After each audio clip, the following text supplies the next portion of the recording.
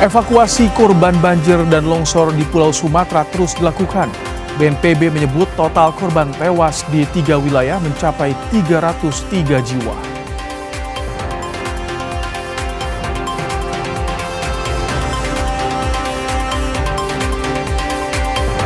Kementerian Luar Negeri menyebut 7 warga negara Indonesia tewas dalam kebakaran apartemen di Hong Kong.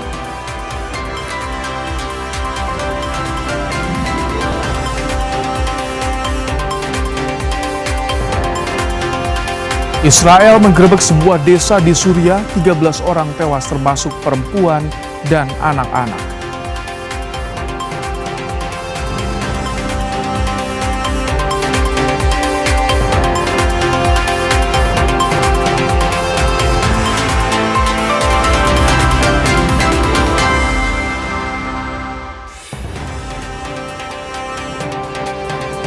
Halo, selamat malam saudara. Menemani akhir pekan Anda, Kompas Malam kembali hadir bersama saya Rahmat Ibrahim. Selain 3 informasi tadi, kami juga masih memiliki informasi lainnya untuk Anda. Inilah Kompas Malam selengkapnya.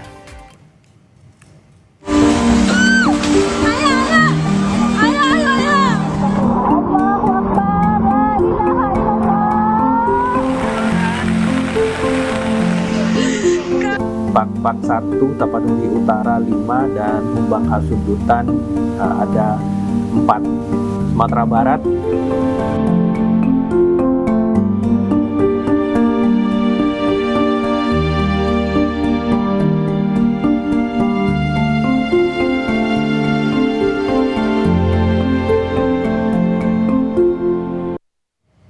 Tim SAR gabungan mengevakuasi 1 jenazah korban banjir yang tersangkut di aliran sungai. Jenazah dievakuasi ke Rumah Sakit Bayangkara Padang.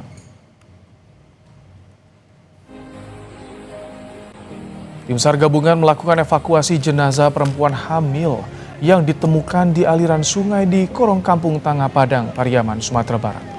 Bersama warga, tim gabungan harus berjibaku mengevakuasi korban di tengah derasnya banjir. Setelah dievakuasi, jenazah dibawa ke Rumah Sakit Bayangkara untuk diidentifikasi.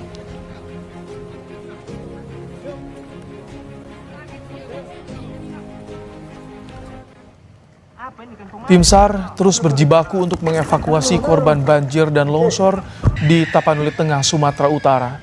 Sambil membawa kantong jenazah, tim SAR berusaha menembus material lumpur sisa banjir bandang.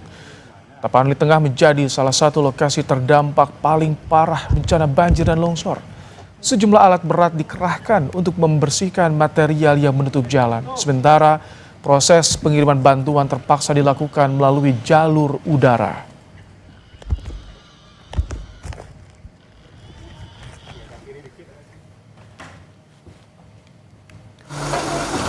Di Tapanuli Utara, tim gabungan mengevakuasi 6 jenazah korban tanah longsor di Desa Sibalanga, Tapanuli Utara. 7 korban lainnya masih dalam pencarian.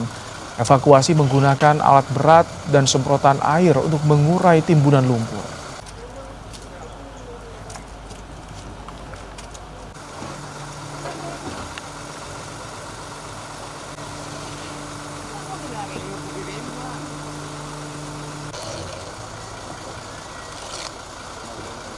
Saudara Kepala BNPB Lejen Suharyanto menyebut saat ini jumlah korban bencana longsor dan banjir di Sumut bertambah. Sampai dengan Sabtu sore, total 166 orang tewas akibat bencana ini. Selain 166 tewas, 143 orang masih hilang usai kejadian longsor dan banjir yang terjadi di Sumatera Utara. Salah satu yang menjadi titik terdampak paling parah bencana ini adalah Tapanuli Tengah dan Sibolga yang masih sulit terakses.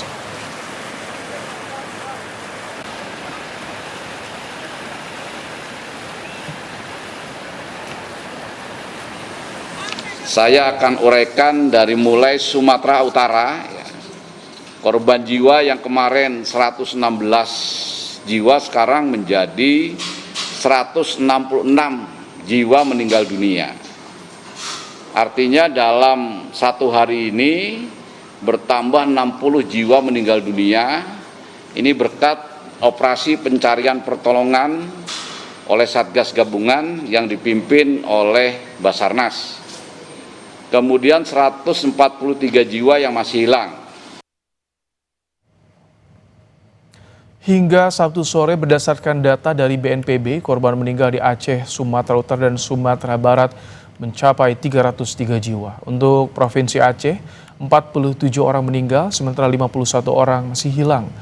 Untuk Provinsi Sumatera Utara, 166 orang meninggal, 143 orang masih dicari.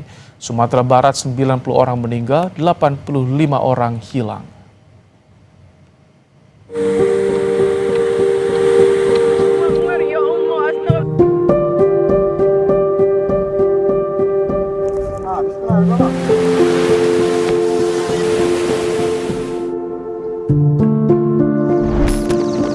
Bumi Sumatera berduka. Dari Aceh, Sumatera Utara hingga Sumatera Barat, luluh lantak, tersapu banjir bandang dan tanah longsor. Ratusan orang kehilangan nyawa dan banyak di antaranya masih dalam pencarian. Ribuan rumah hancur, membuat puluhan ribu jiwa kehilangan tempat untuk bernaung. Banjir bandang dahsyat yang melanda Sumatera meninggalkan persoalan serius terkait munculnya kayu-kayu gelondongan yang terbawa arus sungai. Keberadaan kayu-kayu di antara material lumpur memicu dugaan kuat adanya indikasi aktivitas penebangan liar yang ikut memperparah banjir dan longsor.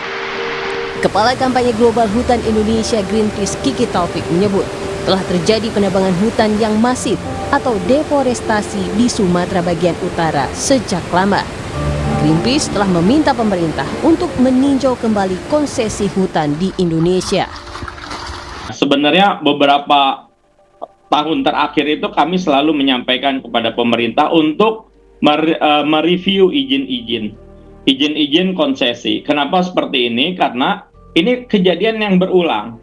Jadi saat ini kita ini dalam kondisi krisis iklim. Kita pernah bersengketa dengan kementerian terkait pada saat kita meminta data. Karena data ini seharusnya data publik.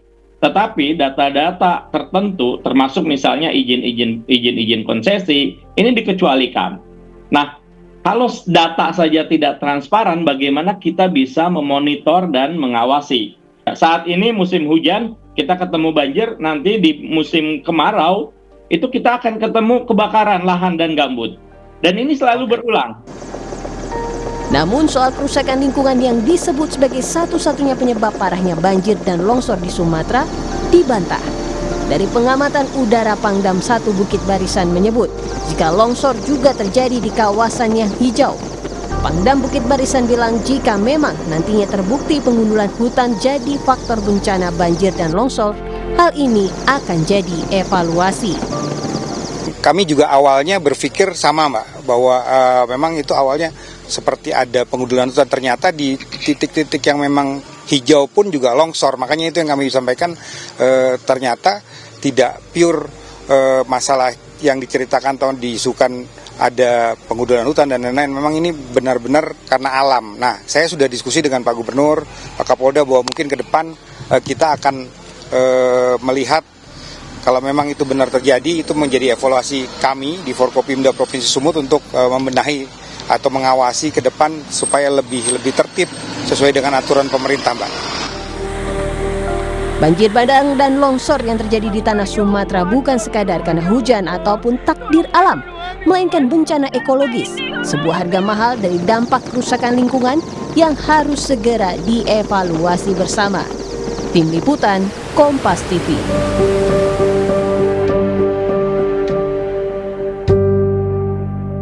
Ya, selain di Sumatera Utara yang juga terdampak cukup parah bencana banjir dan longsor adalah di Aceh.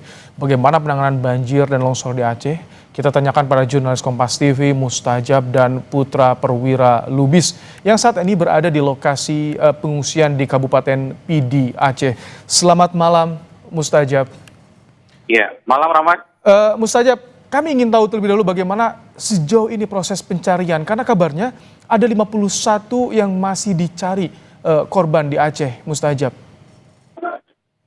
Ya, baik saudara, memang hingga hari ini atau hari kelima sejak terjadinya banjir di Provinsi Aceh, tim semuanya sudah bergerak untuk melakukan penyelamatan korban dan juga pemulihan bencana ini di Provinsi Aceh. Yang kita tahu bahwa hampir 20 kabupaten kota di Aceh ini terdampak banjir yang terjadi pada Rabu yang lalu. Nah, penanganan sendiri hingga saat ini seperti yang diinstruksikan oleh Menteri Dalam Negeri dan juga pemerintah Forkopimda Aceh yang terus bergerak. Mereka menyampaikan bahwa untuk saat ini banjir yang melanda Aceh karena banyak infrastruktur yang kemudian harus didata kembali, ya termasuk juga warga yang menjadi korban dari peristiwa banjir ini, karena terjadi di hampir di seluruh kabupaten kota di Aceh, baik itu dari lintas timur mulai dari Banda Aceh hingga ke Aceh Tamiang. Seperti yang kita sampaikan bahwa ada 3 jembatan yang terputus dan ini menghubungkan akses jalan nasional dari pusat ibu kota Aceh menuju ke Sumatera Utara. Demikian juga di jalur barat Aceh, Rahmat.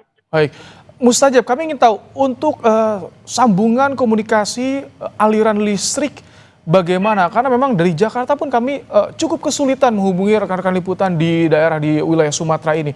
Apakah belum sepenuhnya pulih komunikasi dan juga listrik di sana? Ya, betul Rahmat. Jadi hingga saat ini infrastruktur listrik dan juga seluler belum sepenuhnya pulih. Apalagi jaringan listrik yang saat ini mulai dari Banda Aceh hingga ke Tamiang maupun di wilayah tengah Aceh di Gayo Luwes, Aceh Tenggara, Bener Meriah, dan termasuk di kawasan barat selatan mulai dari Aceh Jaya ke Singkil. Dan ini karena memang diperparah dari 9 tower transmisi listrik milik PLN tumbang atau roboh pada saat banjir. Namun pemerintah dan juga PLN sudah inisiatif untuk membuat tower transmisi darurat untuk bisa melayani listrik warga. Memang realnya di lapangan saat ini ada beberapa titik yang listrik padam, kemudian ada yang sudah menyala. Kemudian ini juga bergiliran listrik hidup padam di Aceh untuk melayani. Bahkan sebagian memang di beberapa tempat pengungsian seperti yang ada saat ini mereka juga standby genset apabila memang listrik yang padam belum sepenuhnya normal di Aceh. Demikian juga dengan seluler. Sinyal masih belum di semua tempat ini tersedia dengan baik, apalagi di tempat-tempat yang terparah banjir, misalnya di Kabupaten Gayo Luwes, di Aceh Tenggara, di Banda Meriah, yang putus total jangkauan dari wilayah tengah Aceh dan wilayah pegunungan di Aceh. Nah, sementara itu di Banda Aceh hingga ke Pidi Jaya, seluler maupun listrik ini sudah mulai perlahan pulih dan bisa dinikmati oleh warga. Walaupun terkadang sinyal ini tidak begitu stabil, drop, dan bahkan di beberapa tempat, misalnya di Aceh Timur, banyak kemudian keluarga yang belum bisa mendapatkan informasi sepenuhnya kondisi keluarga mereka di tempat kabupaten lain yang parah terhadap banjir yang terjadi kali ini, Rahmat. Begitu situasinya saat ini. Baik, terima kasih Mustajab dan juga Putra untuk laporan Anda langsung dari Kabupaten Pidi di Aceh. Selamat bertugas kembali. Saudara, ratusan warga Desa Jojo, Kecamatan Mutiara Timur Kabupaten Pidi mengungsi ke masjid imbas banjir yang merendam desa mereka.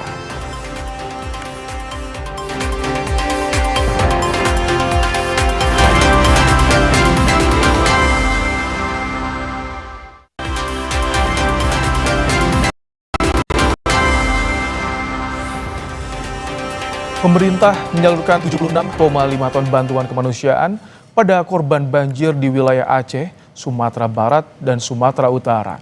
Bantuan disalurkan melalui jalur udara karena sejumlah titik masih terisolir.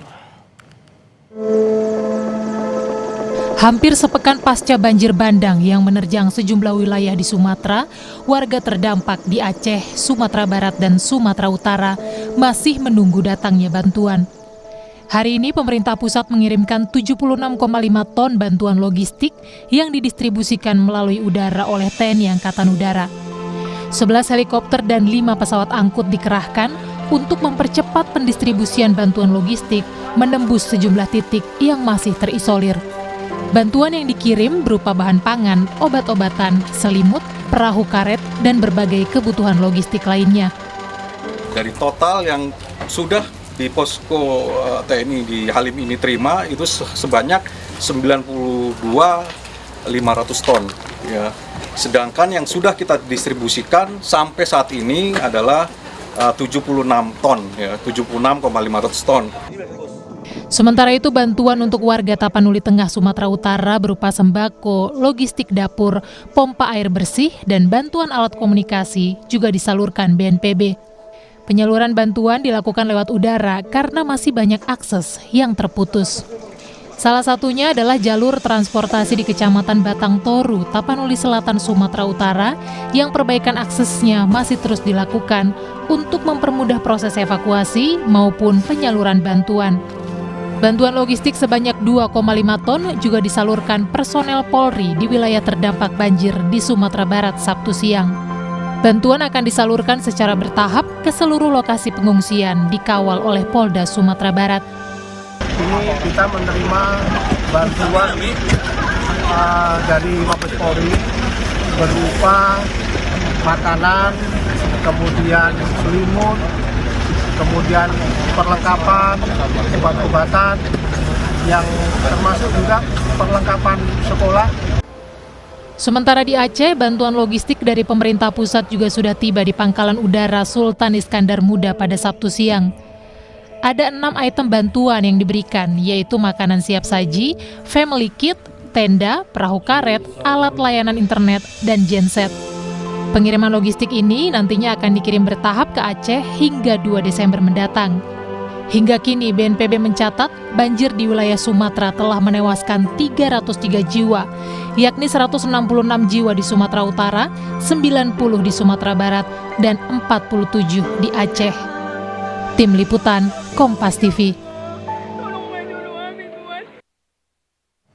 Saudara, ratusan warga desa Jojo, Kecamatan Mutiara Timur, Kabupaten Pidi, mengungsi ke masjid imbas banjir yang merendam desa mereka. Sudah 4 malam warga mengungsi di masjid karena rumah mereka masih tertimbun lumpur akibat banjir yang melanda Pidi sejak 26 November lalu. Kebutuhan pangan tersedia di dapur umum, sementara itu balita dan lansia saat ini membutuhkan popok dan selimut. Sudah 4 hari ratusan kepala keluarga Kabupaten Pidi Aceh mengungsi di masjid. Desa mereka hampir total tenggelam akibat banjir. Kita akan berbincang bersama dengan Kepala Desa Jojo, ada Pak Masri yang berada di lokasi pengungsian. Selamat malam Pak Masri. Ya, selamat malam Pak. Baik, Pak Masri, pertama kami ucapkan duka yang mendalam atas musibah yang menimpa wilayah Sumatera dan juga Aceh, Pak Masri. Untuk ya, di lokasi pengungsian Anda di Kabupaten Pidi, bagaimana Pak? Jadi bantuan sudah diterima saat ini atau seperti apa? Untuk bantuannya alhamdulillah sebagian sudah kita terima Pak. Namun ada beberapa bantuan yang masih di koordinator ataupun yang masih di dititipkan di pihak kecamatan karena banjir yang kita alami bukan di desa Jojo saja, namun ada beberapa tetangga desa juga yang mengalami dampak banjir Pak. Tapi untuk akses ke tempat pengungsian atau ke desa Anda, Pak Masri, sudah mulai bisa normal, dibuka, tidak terputus seperti hari sebelumnya, Pak? Ya, masih Pak, masih. Baru sebetulnya desa Jojo ini ada 3 dusun Pak, 3 dusun, ada dusun Menasapaga, dusun Kumbang, dan dusun Jojo.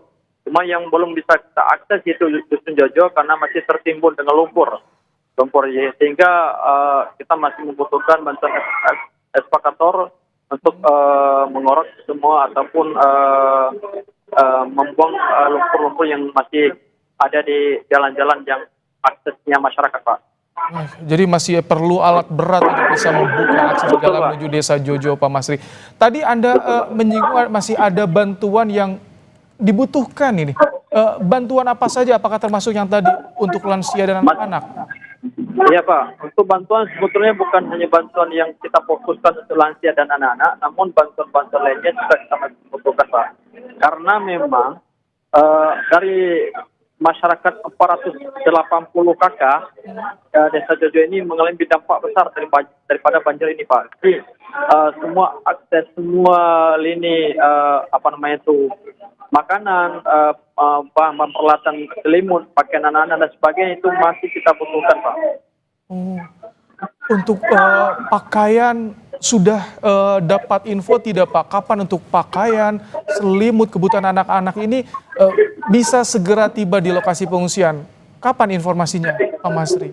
Ya Pak, kemarin alhamdulillah ada kedatangan gubernur kita dan daripada pihak pemerintah kabupaten. Cuman untuk sementara bantuan masih dikoordinasi dengan desa-desa yang lain. Masih sangat dibutuhkan bantuan-bantuan yang bersifat seperti peralatan-peralatan kebutuhan yang sehari-hari, Pak. Karena masyarakat kita hampir semua tidak sempat membawa perlengkapan ataupun baju misalnya saat mengalami banjir, Pak. Cuma baju yang ditutup saja mereka bawa ketika mengalami banjir bandang seperti itu. Lebih cepat tentu memang lebih penting menyelamatkan diri ketimbang untuk menyelamatkan barang ya Pak Masri. Pak Masri, apakah boleh diceritakan ketika banjir yang terjadi pada hari Rabu berarti ya untuk di Kabupaten Pidi terjadi, Pak? Iya Pak. Bagaimana saat itu kondisinya, Pak? Kita mengalami banjir itu hari Rabu jam 4 subuh, Pak. Dengan banjir yang bisa dikatakan banjir besar, namun kami masih tetap waspada karena bisa itu banjir masih kami bisa melihat genangan air yang bersih. Intinya banjir kami rasa ini banjir dari uap dari air hujan. Akan tetapi di saat hari Kamis kami mendapatkan informasi waspada daripada Puspika Kecamatan bahwa kita akan diterjang dengan banjir yang besar. Di mana listrik akan mati, kemudian air akan meluap, sehingga disitulah kami masyarakat Jojo merasa panik semuanya, tidak tahu mau arah kemana. Ada sebagian langsung lari ke tempat saudara dan sebagian masih berada di rumah-rumah karena masyarakat kita menganggap ini banjir biasa. Akan tapi ketika di hari Kamis itu kami baru melihat ternyata banjir ini banjir yang sangat luar biasa dan banjir paling terparah yang pernah kami rasakan tahun-tahun sebelumnya. Makanya masyarakat kami sangat merasakan yang bahwa dampak daripada banjir ini tidak sempat untuk mengambil dokumen perlengkapan dan sebagainya dari rumah-rumah, sehingga kami sangat merasakan dan memohon bantuan daripada pemerintah untuk warga kami, itu masyarakat kami yang di Desa Jojo, Kecamatan Mutiara Timur. Itu sampai ada atap rumah yang terendam, betul Pak Masri? Betul Pak. Untuk dusun yang paling parah itu dusun Jojo, Pak. Dusun Jojo yang lebih parah karena bisa dikatakan kami ini berada di lokasi rumah di pinggir sungai, Pak. Jadi untung daripada pihak Puspika Kecamatan, Pak Kamil, Pak Kapolsek, dan daripada Pak Dandim, pemerintah kabupaten, sehingga mereka menurunkan hampir puluhan skoci, perahu kecil untuk mengevakuasi para korban yang masih berada di rumah-rumah saat mengalami banjir ini, Pak. Karena kalau memang mereka nggak sempat keluar lagi jika takutkan, mereka nanti akan diterjang air langsung ke sungai. Itu resikonya, Pak. Makanya harus dievakuasi segera, Pak. Tapi untuk Desa Jojo, seluruh warganya sudah terdata selamat semua, Pak Masri? Sudah berhasil dievakuasi semua? Alhamdulillah Pak, dengan bantuan daripada segala aspek lini pemerintahan, tidak ada yang memakan korban untuk warga kita, Pak. Cuman yang sangat merasa kehilangan, Pak. Ini banyak rumah-rumah yang memang rusak, kemudian dokumen-dokumen, alat-alat kerja, kemudian pakaian, peralatan rumah tangga, perabotan rumah tangga, Pak. Semua ini nggak bisa kita gunakan lagi, Pak. Karena hancur dan ada yang dihanyutkan oleh genangan air banjir, Pak. Ini kalau misalkan soal dokumen, kan ini penting. Banyak sekali surat berharga yang ditinggalkan di rumah. Ada info tidak Pak dari pemerintah kabupaten, Dukcapilnya misal, nanti akan dibantu untuk perbaikan dokumen warga yang terdampak banjir, Pak? Untuk saya ini sudah kita sampaikan, Pak. Untuk saya ini sudah kita sampaikan kepada pihak Puspika Kecamatan untuk diteruskan kepada pihak kabupaten, Pak, untuk dibantu warga kita nih, Pak. Terutama yang kami butuhkan saat ini itulah, Pak. kebutuhan-kebutuhan yang sehari-hari seperti misalnya baju, kain selimut, peralatan bayi, peralatan ibu hamil, dan makanan-makanan yang sehat, Pak. Karena saya sebagai KESI mengharapkan jangan sampai dampak dari banjir kami akan mengalami dampak lebih besar lagi pasca banjir ini, terutama dengan kondisi kesehatan. Walaupun alhamdulillah saat ini juga Kepala Dinas Kesehatan dan puskesmas setempat sudah melakukan shift-shiftan untuk mengawali dan mengobati masyarakat kita yang mengalami masalah kesehatan, Pak. Baik, Pak Masri, Kepala Desa Jojo, terima kasih sudah meluangkan waktu berbincang bersama Kompas TV. Tentu kami doakan bisa segera pulih, warga di sana juga sehat selalu tentunya menghadapi musibah ini. Terima kasih Pak Masri. Amin, Pak. Ya, terima kasih sama-sama kepada Kompas TV, Pak. Amin, baik, terima kasih Pak. Saudara, Badan Nasional Penanggulangan Bencana membuka saluran bantuan atau hotline kepada masyarakat yang kesulitan mencari keberadaan anggota keluarga terdampak bencana banjir dan longsor di Aceh, Sumatera Utara, dan Sumatera Barat. Kepala Pusat Data Informasi dan Komunikasi Kebencanaan BNPB Abdul Muhari menyampaikan BNPB membuka kanal informasi bencana di Sumatera via WhatsApp di nomor ponsel 081161645500. BNPB juga meminta penyedia layanan telekomunikasi segera memperbaiki sarana dan prasarana di wilayah terdampak bencana. Hingga kini, warga terdampak hingga otoritas terkait masih sulit melakukan komunikasi imbas banjir dan longsor. Posko utama BNPB di Tarutung membuka hotline nomor di 0811 6164 5500. Saya ulangi, 0811 6164 5500. Kementerian Luar Negeri menyebut 7 warga negara Indonesia tewas dalam kebakaran apartemen di Hong Kong.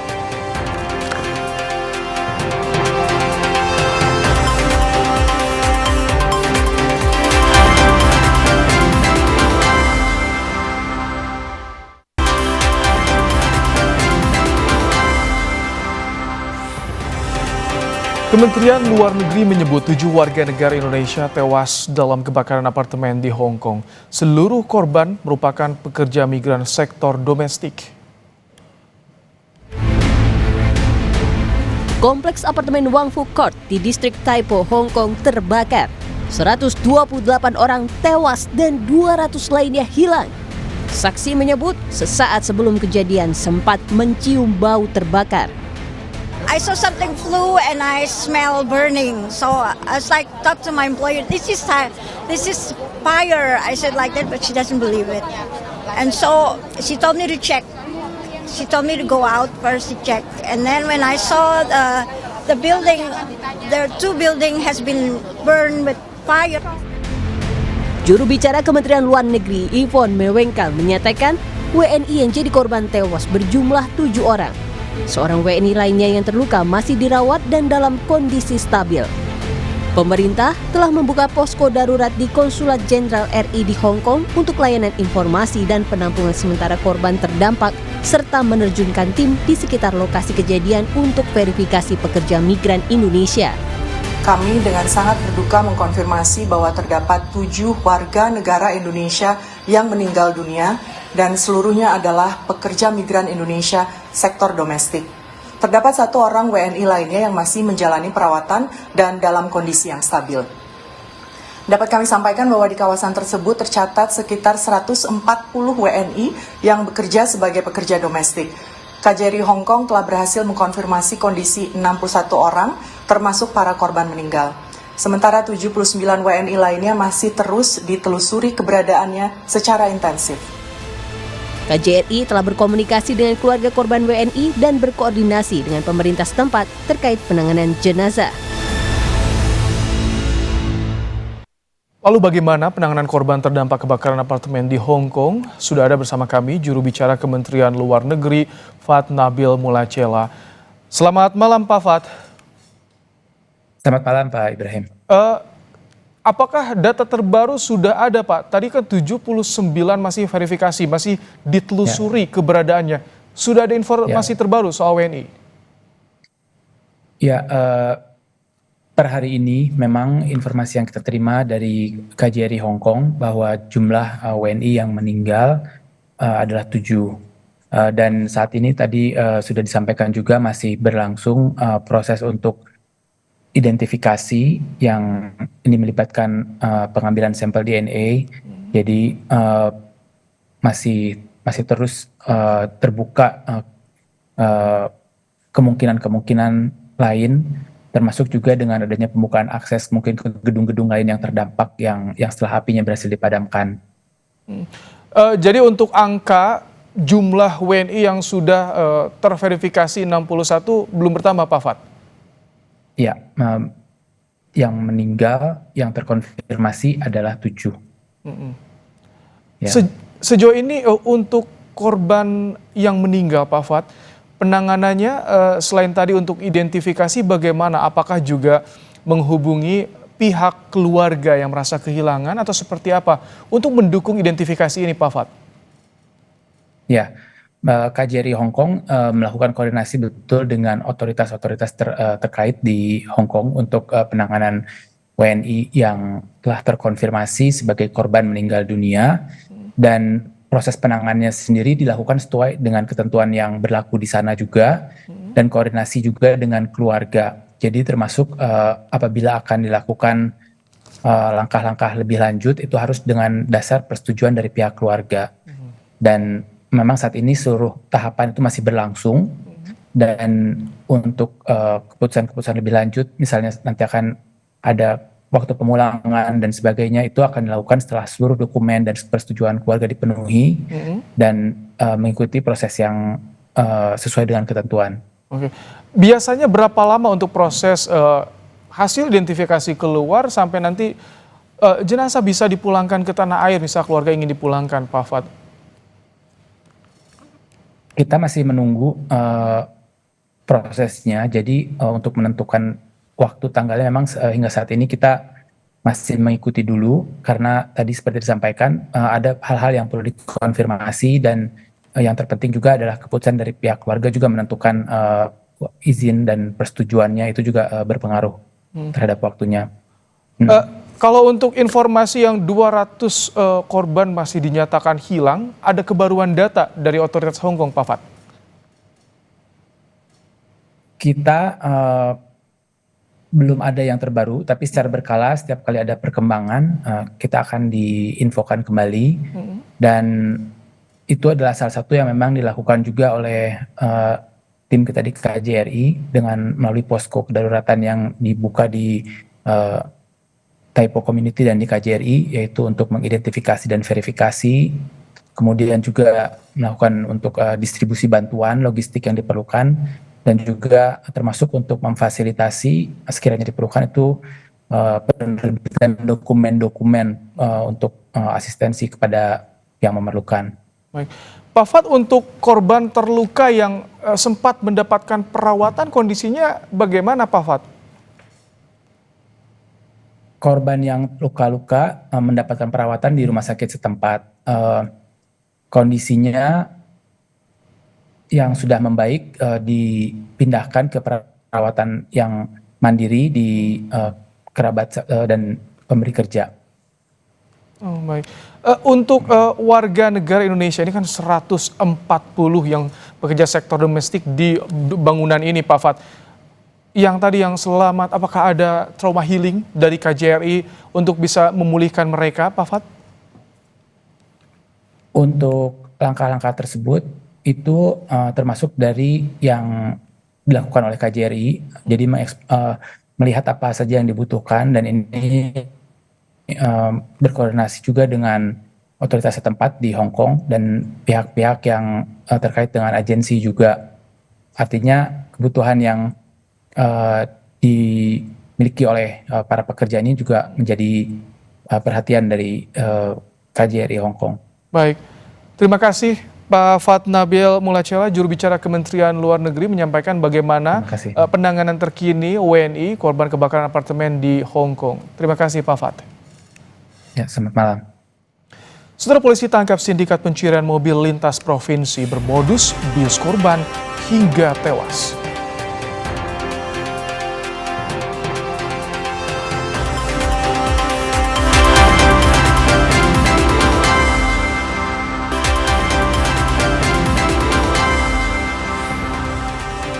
Polisi tangkap 7 pelaku pencurian mobil lintas provinsi bermodus bius korban. Aksi pelaku mengakibatkan tewasnya seorang sopir mobil pickup di Karanganyar, Jawa Tengah.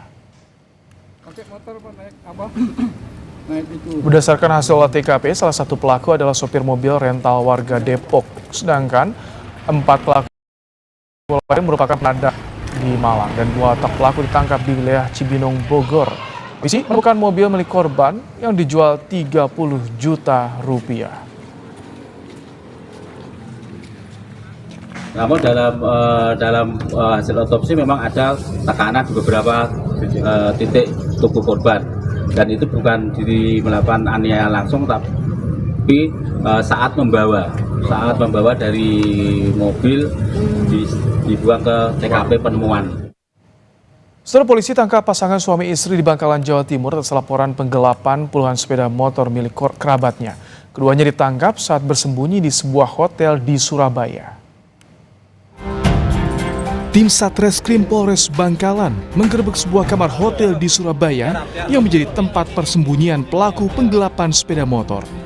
Agus beserta istrinya, Subaidah, tak berkutik saat disergap polisi di tempat persembunyiannya. Keduanya dilaporkan atas kasus penggelapan sepeda motor milik kerabat serta orang-orang terdekat mereka. Ada 10 orang yang menjadi korban tipu daya pasangan ini. Kasat Reskrim Polres Bangkalan menyebut modus pelaku meminjam sepeda motor korban untuk menjenguk orang tuanya. Peran istri yang melancarkan tipu dayanya berhasil menguasai sepeda motor. Sementara sang suami menggadaikan motor pinjaman kepada seorang sebagai penadah. Istri meminjam sepeda motor milik korban. Selanjutnya suaminya inisial AS yang menggadaikan kepada penadah. Akibat perbuatannya, ketiga tersangka diancam pasal tentang penipuan dengan ancaman hukuman 4 tahun penjara. Din Muhyiddin, Kompas TV, Bangkalan, Jawa Timur. Tim SAR gabungan mengevakuasi 1 jenazah korban banjir yang tersangkut di aliran sungai.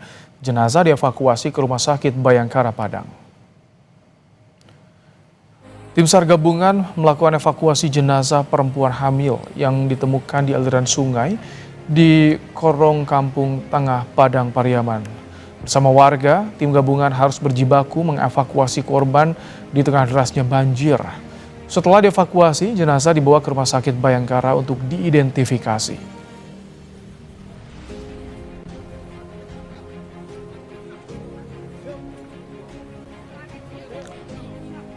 Kepala BNPB Letjen Suharyanto menyebut jumlah korban tewas bencana longsor dan banjir di Sumatera Utara sampai dengan Sabtu sore berjumlah 166 orang. Selain 166 tewas, 143 orang masih hilang usai kejadian longsor dan banjir yang terjadi di Sumatera Utara. Salah satu titik yang menjadi terdampak parah atas bencana ini, yakni Tapanuli Tengah dan Sibolga yang masih sulit terakses. Saya akan uraikan dari mulai Sumatera Utara, korban jiwa yang kemarin 116 jiwa sekarang menjadi 166 jiwa meninggal dunia. Artinya dalam 1 hari ini bertambah 60 jiwa meninggal dunia. Ini berkat operasi pencarian pertolongan oleh Satgas Gabungan yang dipimpin oleh Basarnas. Kemudian 143 jiwa yang masih hilang. Israel menggerebek sebuah desa di Suriah, 13 orang tewas, termasuk perempuan dan anak-anak.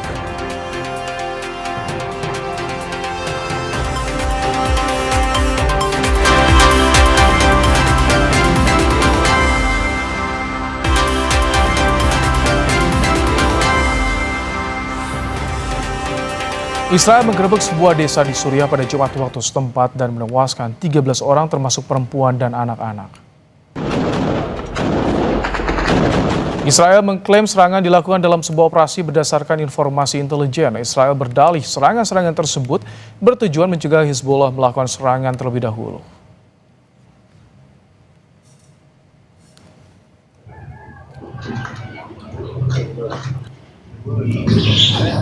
Kembali ke dalam negeri, Saudara Gubernur Kalimantan Utara Zainal Arifin Paliwang resmi ditunjuk menjadi Sekretaris Jenderal Asia Mini Football Confederation atau AMFC. Penunjukan dilakukan Presiden AMFC dalam rapat kerja nasional Komite Sepak Bola Mini Indonesia. Presiden AMFC sekaligus Ketua Umum Komite Sepak Bola Mini Indonesia KSMI Yan Mulia Abidin memberikan apresiasi atas pengakuan internasional terhadap Gubernur Zainal yang dinilai konsisten berkontribusi terhadap pengembangan sepak bola mini di Indonesia. Menunjukkan Gubernur Zainal sebagai Sekjen AMFC menjadi kebanggaan bagi Kalimantan Utara, sekaligus memperkuat posisi Indonesia di tingkat Asia dalam pengembangan sepak bola mini di kawasan Asia. Gubernur Zainal Arifin Paliwang diharapkan mampu membawa semangat baru dalam memajukan sepak bola mini baik di Indonesia maupun di level Asia.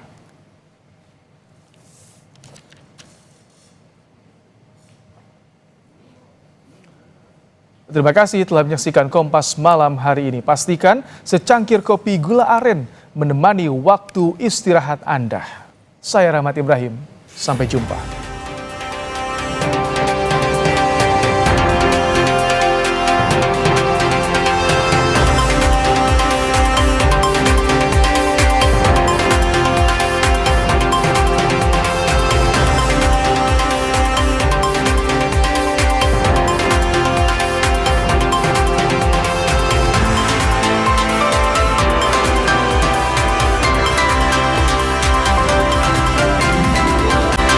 Terima kasih Anda telah menyaksikan Kompas Malam. Didukung oleh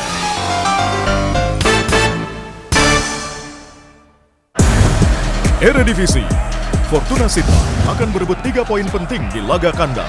Andalkan ujung tombak Paul Gladden kala bertemu Heracles Almelo yang dalam 3 pertandingan terakhir tidak pernah kalah, berjuang keluar dari zona degradasi dan sangat bergantung pada gol